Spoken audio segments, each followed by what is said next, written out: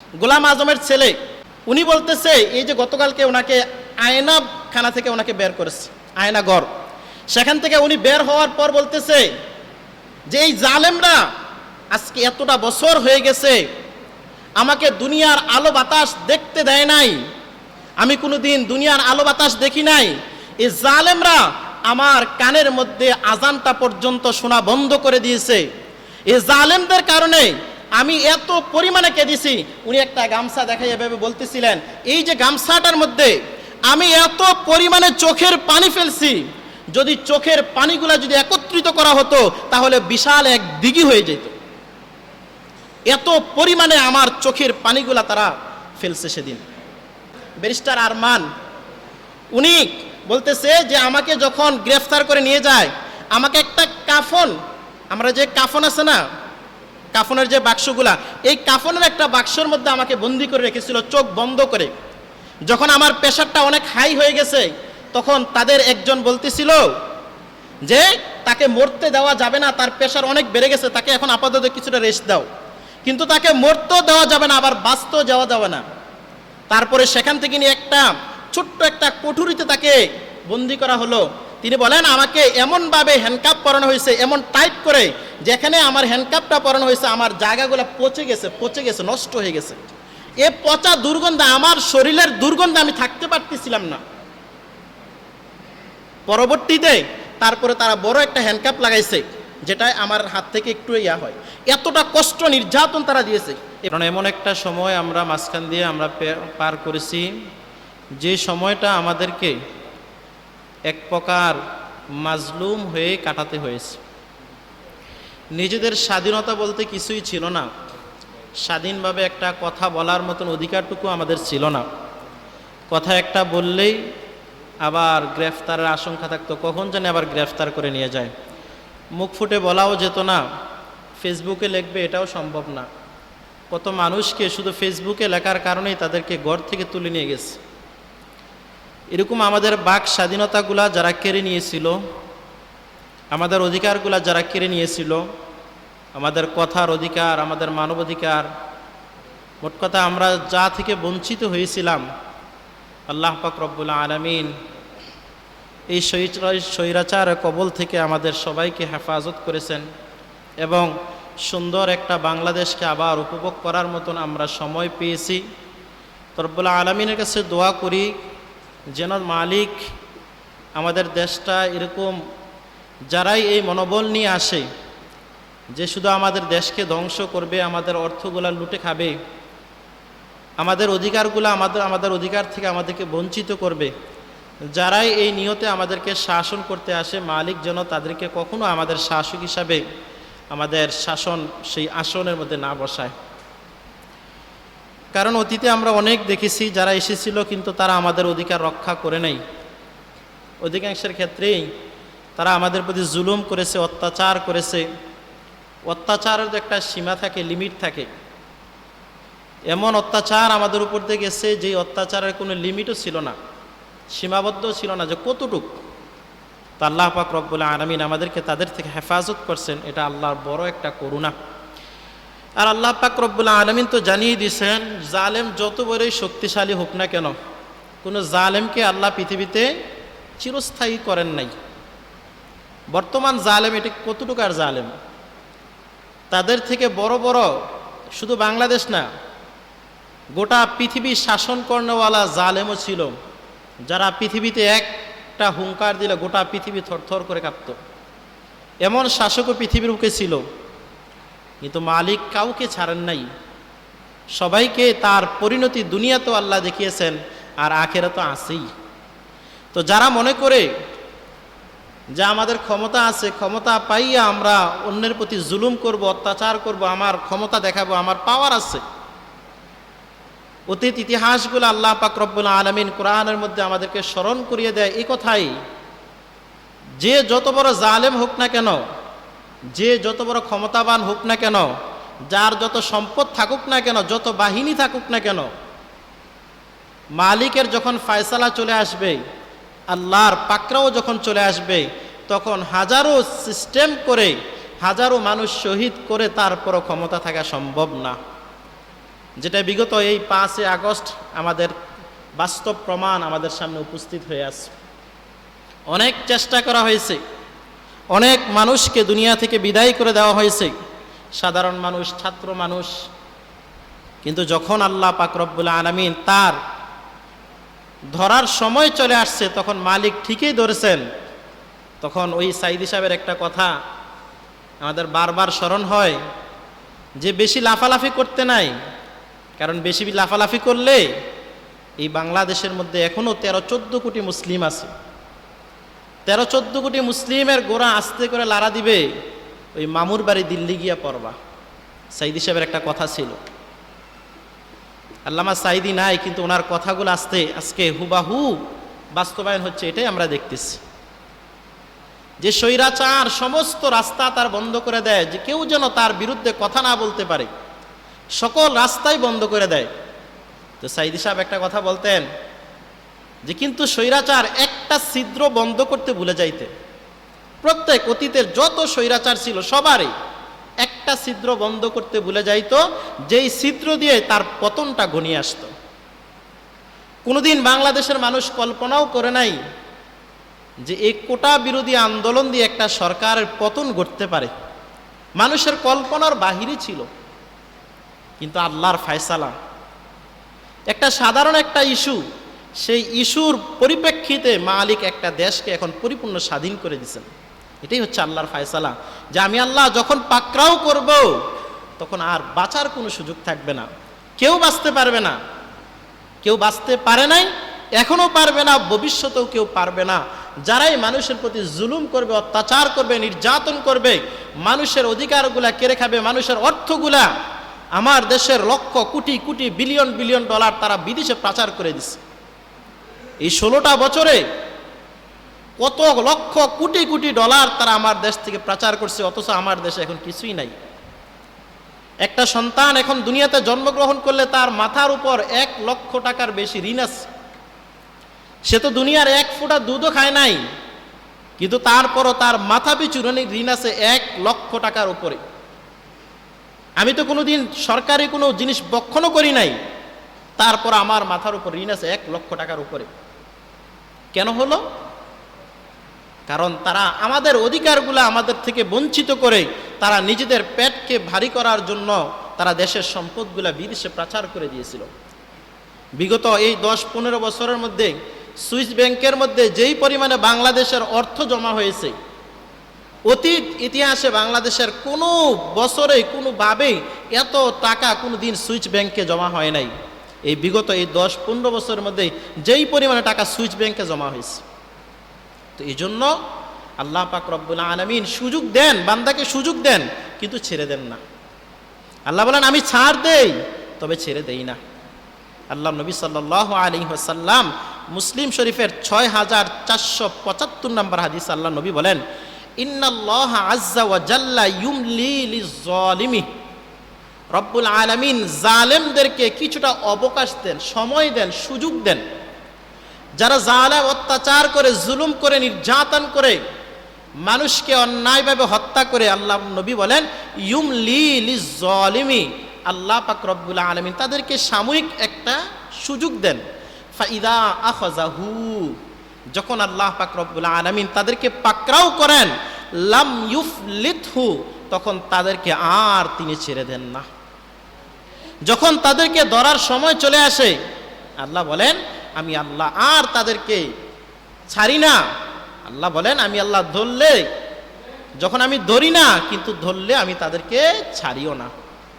এই জন্য আল্লাহ পাক রব্বুল আলামিন সূরা তাওবার 82 নম্বর আয়াতে আল্লাহ বলেন, ফালইয়াদহাকু কলিলাও ওয়ালিয়াবকু কাসীরা বিমা কানু ইয়াকসিবুন। আল্লাহ রব্বুল আলামিন বলেন ফালইয়াদহাকু কলিলা, তারা সামান্য পরিমাণ হেসে নেক। 10-15 বছর তারা হেসে নেক, হাসুক, সমস্যা নেই। অন্য মানুষদের প্রতি জুলুম করে তারা হাসুক। ফালইয়াদহাকু কলিলা, অল্প পরিমাণে তারা হাসুক। ওয়ালিয়াবকু কাসীরা, অল্প পরিমাণে তারা হাসুক, কিন্তু ওয়ালিয়াবকু কাসীরা, তাদেরকে মনে রাখতে হবে যে তাদেরকে অনেক বেশি কাঁদতে হবে। অল্প সময়ের জন্য আমি তাদেরকে সুযোগ দিলাম, তারা হাসুক, সমস্যা নাই, কিন্তু তাদেরকে বলে দেন যে ওয়াল ইয়াবকু কাসীরা, ওয়াল ইয়াবকু কাসীরা, যে আমি আল্লাহ তাদেরকে এমন ধরা ধরব যে ধরলে তারা কাঁদতে কাঁদতে শেষ হয়ে যাবে, কিন্তু কোনোদিন তাদের কাঁদা শেষ হবে না, কাঁদতেই থাকবে, কাঁদতেই থাকবে। সুতরাং আল্লাহ বলেন এই কাঁদবে তারা কেন?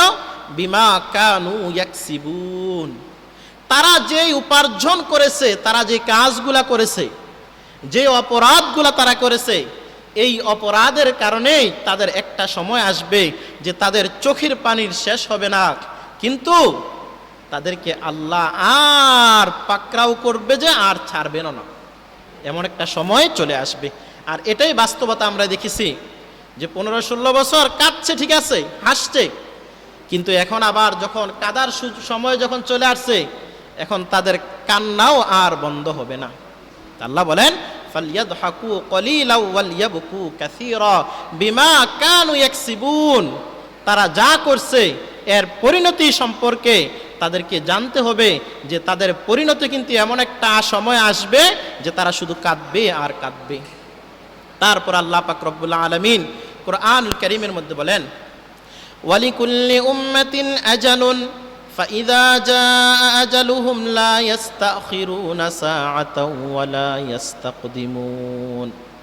রব্বুল আলামিন বলেন ওয়ালিকুল্লি উম্মাতিন আজালুন, প্রত্যেকটা জাতির জন্য আমি আল্লাহ একটা নির্ধারিত সময় করে দিয়েছি, প্রত্যেকটা দলের জন্য আমি আল্লাহ একটা নির্ধারিত সময় করে দিয়েছি।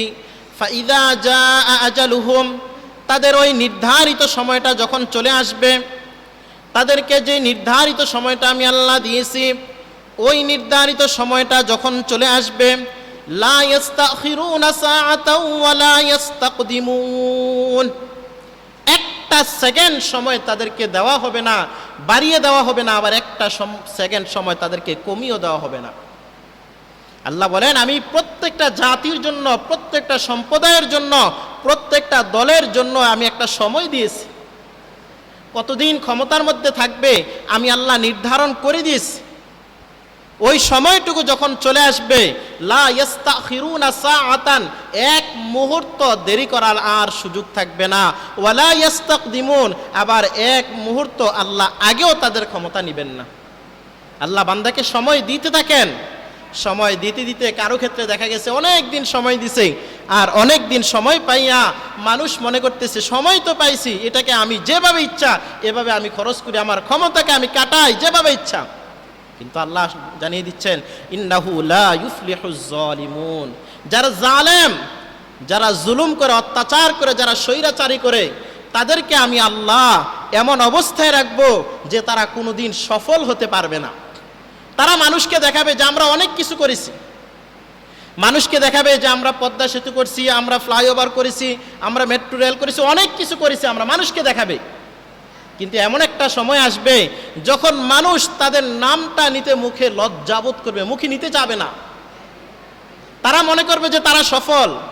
কিন্তু বাস্তবিক পক্ষে দেখা যাবে যে যখন ক্ষমতা চলে গেছে, আল্লাহ বলেন ইন্নাহু লা ইউফলিহুজ জালিমুন, আমি আল্লাহ এই জালেমদেরকে কোনোদিন সফলতা দেব না। তারা মনে করে যে তারা অনেক কিছু অর্জন করেছে, কিন্তু আল্লাহ বলেন তাদের সমস্ত অর্জন মুহূর্তের মধ্যে আমি আল্লাহ বিসর্জন দিয়ে দেব। কারণ সময় যখন চলে আসবে, আল্লাহ ফেরাউনকে ছাড়েন নাই, নমরুদকে ছাড়েন নাই, কত ভাগা ভাগা, কত সম্পদশালী, কত ক্ষমতাবান মানুষ ছিল, তাদেরকে আল্লাহ ছাড়েন নাই। আর এই ছোট্টখাট্ট বাংলাদেশের এক, তাকে আল্লাহ ছেড়ে দিবে কিভাবে মনে করলো? আল্লাহ বলেন ফাআখাযনাহু ওয়া জুনুদাহু, ফেরাউন এরকম ভাবে সীমালঙ্ঘন করেছে, শুধু 15 বছর না, 400টা বছর।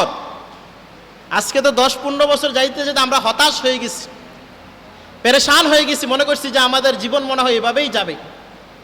কিন্তু 15-16 বছরের ব্যবধানে আল্লাহ আবার আমাদেরকে আবার স্বাধীনতা আল্লাহ আবার ফিরাই দিচ্ছে। তা আল্লাহ ফেরাউনের কথাকে বলতে বলেন, ফেরাউন 400 বছর গোটা পৃথিবীর মানুষের উপর তখন জুলুম করেছিল, 400 বছর। 400 বছর পর আল্লাহ বলেন ফাআখাযনাহু, আমি আল্লাহ তাকে পাকড়াও করলাম, ওয়া জুনুদাহু, তার যত সৈন্য সামন্ত ছিল সবগুলার আমি আল্লাহ পাকড়াও করছি, একটাকে আমি আল্লাহ ছেড়ে দেই নাই। যাদের দ্বারা ক্ষমতা টিকিয়ে রেখে যারা মনে করতেছে যা বাস আমার বাহিনীরাই তো আমার ক্ষমতা টিকিয়ে রাখবে মনে করছে। ফেরাউনের এরকম অনেক বাহিনী ছিল যারা ফেরাউনকে ক্ষমতার মধ্যে টিকিয়ে রেখেছিল 400 বছর। আল্লাহ বলেন ফাআখাযনাহু ওয়া জুনুদাহু, আমি আল্লাহ ফেরাউনকে ধরলাম, তার সৈন্য সামন্ত যারা আছে, তার যত বাহিনী আছে ওই বাহিনীগুলোকে আমি ধরলাম। ফানাবাযনাহুম ফিল ইয়াম্মি, অতঃপর আমি তাকে এবং তার সৈন্য সামন্তকে সাগরের মধ্যে চুবাইলাম। ফানাবাযনাহুম ফিল ইয়াম্মি, আমি সাগরের মধ্যে এগুলোকে চুবাইছি। আল্লাহ তারপর বলেন ফানজুর কাইফা কানা আকিবাতুজ জালিমিন। আল্লাহ দুনিয়ার মানুষকে দৃষ্টান্ত দিয়ে কোরআনের মধ্যে বলতেছেন ফানজুর, ও দুনিয়ার মানুষ শোনো, দেখো আমি কোরআনের মধ্যে ফেরাউনের কথা কেন বর্ণনা করলাম শোনো। ফানজুর, তোমরা দেখো কাইফা কানা আকিবাতুজ জালিমিন, দুনিয়ার জালেমদেরকে আমি আল্লাহ কি পরিণাম দিয়েছি একটু দেখো, একটু দেখো জালেমদের কি পরিণতি আমি করেছি, একটু দেখে শিক্ষা নাও। কিন্তু আমরা তো ক্ষমতা পাওয়ার পর শিক্ষা নিব দূরের কথা, বরং ক্ষমতা পাওয়ার পর এটাকে এমনভাবে অপব্যবহার করি, এমনভাবে আমি এটাকে অপব্যবহার করি যে আমি মনে করি না যে আমার একটা পরিণতি সামনে অপেক্ষা করতেছে। যারাই, এটা শুধু আজকে এখানে না, পৃথিবীর শুরু থেকে কিয়ামত পর্যন্ত যারাই মানুষের প্রতি নির্যাতন করবে, জুলুম করবে, অত্যাচার করবে, তাদেরকে আল্লাহ ছাড় দিবেন কিন্তু ছেড়ে দিবেন না। কারণ যারা জালেম, মানুষের প্রতি যারা জুলুম করে, অত্যাচার করে, নির্যাতন করে, তাদের বিরুদ্ধে মানুষ যেই পরিমাণে বদদুয়া করে, চোখের পানিগুলা যেইভাবে তাদের বিপক্ষে আল্লাহর কাছে ফরিয়াদ করে করে বলে, তাহাজ্জুদের নামাজ আদায় করে এই মানুষদের জন্য যেভাবে আল্লাহর কাছে বলে যে আল্লাহ তুমি তাদেরকে ধ্বংস করে দাও, তাদেরকে তুমি দুনিয়া থেকে তাদের নাম নিশানা মুছিয়ে দাও, চোখের পানিগুলা আল্লাহ কোনোদিন বিফলে দেয় না। চোখের পানিগুলা কখনো হয় না, শেষ হয় না। এজন্য আল্লাহ নবী সাল্লাল্লাহু আলাইহি ওয়াসাল্লাম বলেন ইত্তাকি দাওয়াতাল মাজলুম, যারা মাজলুম, যাদের প্রতি জুলুম করা হয়েছে, অত্যাচার করা হয়েছে, তাদের বদদুয়া থেকে বেঁচে থাকো। ইত্তাকি দাওয়াতাল মাজলুম, যারা অত্যাচার, যারা অত্যাচারী, যারা স্বৈরাচারী, তাদেরকে আল্লাহ বলতেছেন ইত্তাকি দাওয়াতাল মাজলুম, যাদের প্রতি জুলুম করা হয়েছে, বিনা কারণে আমাকে আজকে 14, 15, 16টা বছর নির্যাতন করা হলো, আমাকে খামাখা, আমার কোনো অপরাধ নাই, কিন্তু তারপরও আমার প্রতি এত জুলুম করা হয়েছে, নির্যাতন করা হয়েছে। আল্লাহ বলেন ওই জালেমটা যেন জুলুমের, যার প্রতি জুলুম করা হয়েছে তার বদদুয়া থেকে সে যেন বেঁচে থাকে। কারণ যার প্রতি জুলুম করা হয়েছে, আমার তো কোনো অপরাধ ছিল না, আমি তো কোনো অন্যায় করি নাই, আমি তো কারো মাথার মধ্যে আঘাতও করি নাই, তারপরও আমাকে কেন 10-15 বছর ধরে আমাকে কেন কোর্টে দৌড়াতে হবে, কেন আমার নামে 8-10টা মামলা থাকবে, কেন? আমি তো কোনো কিছুই করি নাই, আমি তো কোনোদিন যাই নাই, একটা গাড়ির মধ্যে আমি আঁচড়ও দেই নাই, একটা মানুষকে আঘাত পর্যন্ত করি নাই, তারপরও কেন আমার নামে 10-15টা মামলা থাকবে? সুতরাং যারা এই মাজলুম হয়েছে, যাদের প্রতি জুলুম করা হয়েছে, আল্লাহ রাব্বুল আলামিন বলেন ইত্তাকি দাওয়াতাল মাজলুম, এই মাজলুমের বদদুয়া থেকে বেঁচে থাকো। কারণ কি? মাজলুমের বদদুয়া থেকে কেন বেঁচে থাকবে? ফাইন্নাহা লাইসা বাইনাহা ওয়া বাইনাল্লাহি হিজাবুন, যে মাজলুম আর আল্লাহর মাঝখানে, মাজলুম এবং আল্লাহর মাঝখানে আর কোনো পর্দা থাকে না। মাজলুমের প্রতি যখন, যার প্রতি জুলুম করা হয়, সে যখন আল্লাহর কাছে যখন ফরিয়াদ করে, সেই দোয়াটা কবুল করতে কোনো ফেরেশতার প্রয়োজন হয় না, কোনো মাধ্যম লাগে না। আল্লাহর নবী বলেন লাইসা বাইনাহা ওয়া বাইনাল্লাহি হিজাবুন, আল্লাহ এবং মাজলুম ব্যক্তির মাঝখানে কোনো আর পর্দা থাকে না। দোয়া করলে সাথে সাথে সেটা আল্লাহ কবুল করে নেয়, আল্লাহ দোয়া কবুল করে নেয়। কিন্তু সময়ে আল্লাহ তাদের পরিণতি তাদেরকে বুঝাইয়া দেয়। 2013 সালে 5 মে শাপলা চত্বরে আমাদের আলেমদের প্রতি যে জুলুম নির্যাতন করা হয়েছিল, মানুষগুলা যেভাবে রাতের অন্ধকারে যেভাবে নির্মমভাবে তারা ঘুমাইতেছিল, ওই ঘুমন্ত মানুষের উপর যেভাবে পশুত্ব আচরণ করেছিল, তখন আলেমদের চোখের পানিগুলা ঝরঝর ঝরঝর করে পড়েছিল। তাহাজ্জুদের নামাজে তখন মানুষগুলা আল্লাহর দরবারে ফরিয়াদ করে বলেছিল, আল্লাহ এই জালেম থেকে আমাদেরকে আল্লাহ তুমি মুক্তি দেন। সেই 2013 থেকে শুরু, তারপরে প্রত্যেকটা ঘটনা, প্রত্যেকটা যেই আলেমদের প্রতি যেইভাবে নির্যাতন জুলুম করা হয়েছে, আলেমদের চোখের পানিগুলা যেই পরিমাণে ঝরেছে, রফিকুল ইসলাম মাদানী ছোট্ট মানুষ দেখা যায়, ওনাকে যখন ধরে নিয়ে গেছে উনি বলেছিল যে আমাকে ধরে নিয়ে যাওয়ার পর আমার সাইজ অর্থাৎ আমার সাইজ অনুসারে প্যান্ট শার্ট বানাইছিল, বানানোর পর আমাকে সেই প্যান্ট শার্টগুলো পরাইয়া আমার সাথে একটা নারী দিয়ে তারা বিভিন্ন ভিডিও করেছিল, ছবি তুলেছিল। এই ছবি তুলে ভিডিও করে আমাকে ব্ল্যাকমেল করেছিল যেন আমি যখন জেল থেকে বের হব তখন যেন আমি সত্য কথাটা বের না করি। যদি সত্য কথাটা আমি বলে দেই তাহলে আমার এই ভিডিওগুলা, আমার এই ছবিগুলা তারা এগুলা ছড়াই দিবে, মানুষের কাছে আমার ইজ্জত নষ্ট করবে। যার কারণে আমি কোনোদিন বলতে পারি না যে তারা আমার প্রতি কতটা জুলুম করেছে, নির্যাতন করেছে। চোখের পানিগুলা এমনভাবে ফেলেছি। গোলাম আজমের ছেলে জেনারেল আমান উনি বলতেছে এই যে গতকালকে ওনাকে আয়না খানা থেকে ওনাকে বের করেছে, আয়না ঘর, সেখান থেকে উনি বের হওয়ার পর বলতেছে যে এই জালেমরা আজকে এতটা বছর হয়ে গেছে আমাকে দুনিয়ার আলো বাতাস দেখতে দেয় নাই, আমি কোনোদিন দুনিয়ার আলো বাতাস দেখি নাই। এই জালেমরা আমার কানের মধ্যে আজানটা পর্যন্ত শোনা বন্ধ করে দিয়েছে। এই জালেমদের কারণে আমি এত পরিমাণে কেঁদেছি। উনি একটা গামছা দেখাই এভাবে বলতেছিলেন এই যে গামছাটার মধ্যে আমি এত পরিমাণে চোখের পানি ফেলছি, যদি চোখের পানিগুলা যদি একত্রিত করা হতো তাহলে বিশাল এক দিঘি হয়ে যেত। এত পরিমাণে আমার চোখের পানিগুলা তারা ফেলছে সেদিন। মীর কাসেম আল সিলি, কাসেম আলী ব্যারিস্টার আরমান, উনি বলতেছে যে আমাকে যখন গ্রেফতার করে নিয়ে যায় আমাকে একটা কাফন, আমরা যে কাফন আছে না, কাফনের যে বাক্সগুলা, এই কাফনের একটা বাক্সের মধ্যে আমাকে বন্দি করে রেখেছিল চোখ বন্ধ করে। যখন আমার প্রেশারটা অনেক হাই হয়ে গেছে তখন তাদের একজন বলতেছিল যে তাকে মরতে দেওয়া যাবে না, তার প্রেশার অনেক বেড়ে গেছে, তাকে এখন আপাতত কিছুটা রেস্ট দাও, কিন্তু তাকে মরতেও দেওয়া যাবে না, আবার বাঁচতেও যাওয়া যাবে না। তারপরে সেখান থেকে নিয়ে একটা ছোট্ট একটা কুঠুরিতে তাকে বন্দি করা হলো। তিনি বলেন আমাকে এমনভাবে হ্যান্ডকাপ পরানো হয়েছে, এমন টাইট করে, যেখানে আমার হ্যান্ডকাপটা পরানো হয়েছে আমার জায়গাগুলো পচে গেছে, নষ্ট হয়ে গেছে। এ পচা দুর্গন্ধ, আমার শরীরের দুর্গন্ধে আমি থাকতে পারতেছিলাম না। পরবর্তীতে তারপরে তারা বড় একটা হ্যান্ডকাপ লাগাইছে, যেটা আমার হাত থেকে একটু হয়। এতটা কষ্ট নির্যাতন তারা দিয়েছে। এই 5 আগস্টে রাতের বেলা যখন আমি তাহাজ্জুদের নামাজ পড়তে যখন উঠলাম তখন আমার চোখগুলো হঠাৎ করে দেখে আমাকে বেঁধে ফেলছে, বেঁধে আমাকে নিয়ে গেল। তারপর বুঝলাম যে হয়তো আমাকে ক্রস ফায়ার করে মেরে ফেলবে। তারপর গাড়ি দিয়ে নিয়ে আমাকে এক জায়গায় নিয়ে ফেলে দিল। ফেলে দিয়ে মনে করছি যে এখনও হয়তো তারা ক্রস ফায়ার করে গুলি করে আমাকে মেরে ফেলবে। আমি জিজ্ঞাসা করলাম যে আমি এখন কি বাঁচবো নাকি শেষ, আমি কি এখন আমার মৃত্যু শেষ? তারা কোনো কথা বলতেছে না, বলছে এখানে ফেলে গেছি, কোনো কিছু বলবি না, বাস শেষ। উনি বলে আমাকে একটা নির্জন, আমি মনে করছি যে তারা মনে হয় আছে। অনেকক্ষণ আমি খেয়াল করলাম কিন্তু কোনো আর আওয়াজ নাই, পোকামাকের আওয়াজ আসতেছে। তারপরে চোখের কাপড়টা খুললাম, খোলার পরে দেখে এক জঙ্গলের মধ্যে আমি পড়ে আসি। সেখান থেকে উঠে তারপর একটা বিল্ডিংয়ের কাছে গেলাম, দারোয়ানকে জিজ্ঞাসা করলাম এটা কোন জায়গা, বলতেছে এটা মিরপুরের পাশেই। সেখান থেকে আসার পরে অথচ এই মানুষগুলা শুধু 1-2 না, সিলেটের ইলিয়াস, যদিও উনি রাজনৈতিক নেতৃবৃন্দ, যে গতকালকে র্যাবের এক যিনি রিসেপশনে থাকতো র্যাব অফিসের, সে লাইভে এসে বলতেছে যে কত মানুষকে যে এইভাবে নির্যাতন করে, কত মানুষকে যে এভাবে হত্যা করা হয়েছে।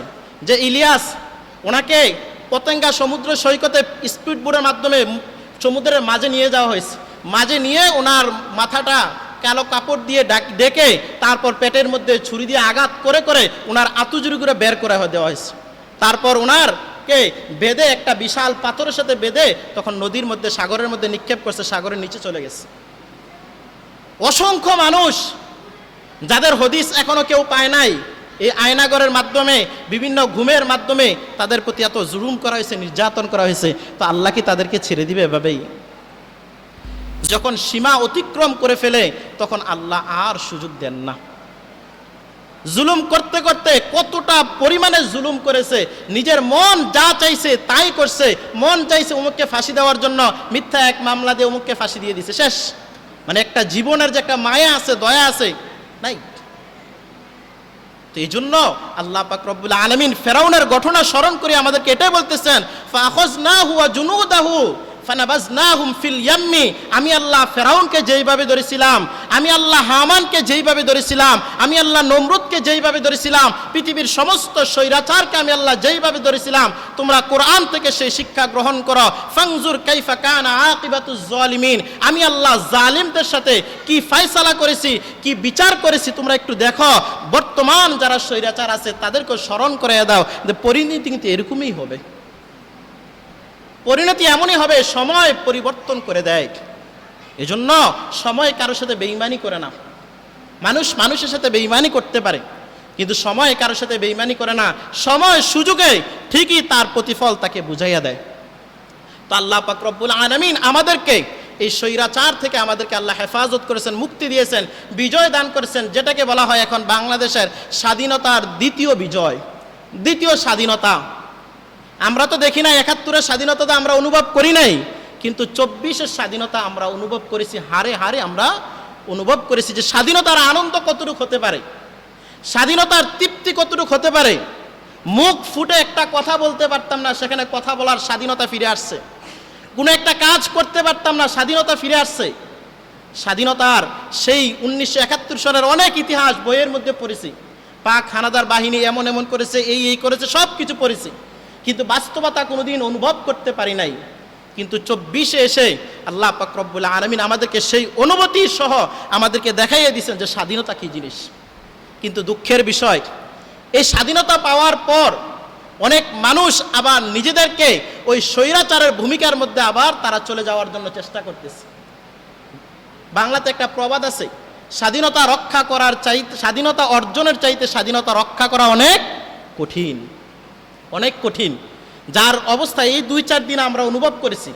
গোটা বাংলাদেশের মধ্যে বিভিন্ন জায়গার মধ্যে লুণ্ঠরাজ, তারা সেখানে বিভিন্ন জায়গায় ডাকাতি করেছে, বিভিন্ন অনেক কিছু করেছে। তারা চেষ্টা করেছিল এই স্বাধীনতাকে তারা আবার আগের পর্যায়ে নিয়ে যাওয়ার জন্য। বিভিন্ন সংখ্যালঘুদের উপর আক্রমণ করেছে। তো আলহামদুলিল্লাহ বাংলাদেশের ছাত্র সমাজ যেইভাবে দেশকে স্বাধীন করেছে, ঠিক ওইভাবে আবার দেশকে গুছানোর জন্য তারা বদ্ধ পরিপক্ক যে আমরা আমাদের দেশকে আমরাই রক্ষা করব। যার ফলশ্রুতিতে আমরা দেখলাম যে বিভিন্ন মন্দিরের মধ্যে ছাত্ররা, বিভিন্ন রাজনৈতিক দলের নেতাকর্মীরা তারা পাহারা দিচ্ছে রাত কি রাত জেগে জেগে, যেন কেউ যেন সংখ্যালঘুদের উপর আক্রমণ করতে না পারে।